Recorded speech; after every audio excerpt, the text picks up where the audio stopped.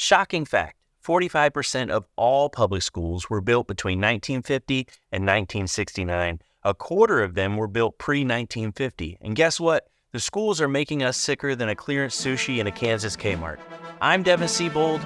This is the state of teaching.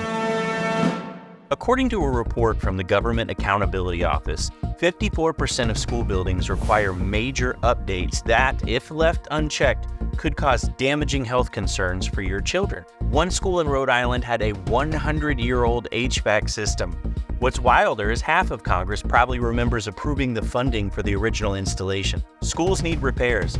Unfortunately, replacing these parts are typically done on a low budget, causing even more problems. In Maryland, many schools that were given new AC a decade ago didn't have the budget to replace the pipes on the installation, and it led to a massive mold problem that will cost twice as much to fix as the original project. That's like an airline saying, we'll replace your luggage, and then giving you a Ziploc bag. Not gonna work. The scarier part is that while half of the schools have reported major maintenance issues, the rest simply say they don't know if they need fixes. Apparently, confusion is our 51st state. The problem is maintenance budgets were cut during the recession, and 65% of school districts report not having done any building assessments in the past 15 years because the funds never return.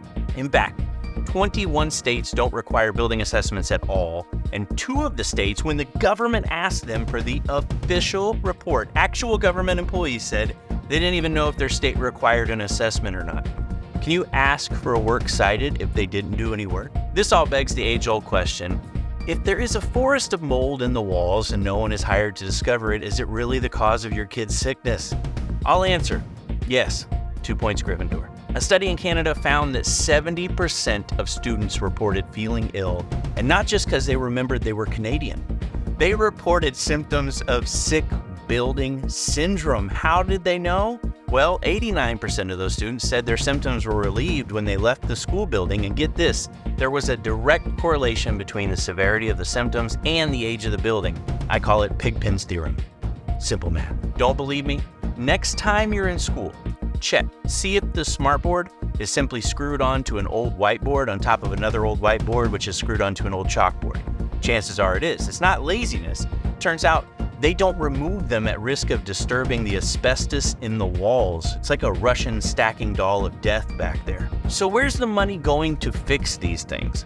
Well, in the last 15 years, we shifted our spending towards increasing the security of the buildings to protect the kids from outside threats like school shooters and terrorists, and bringing back frosted tips.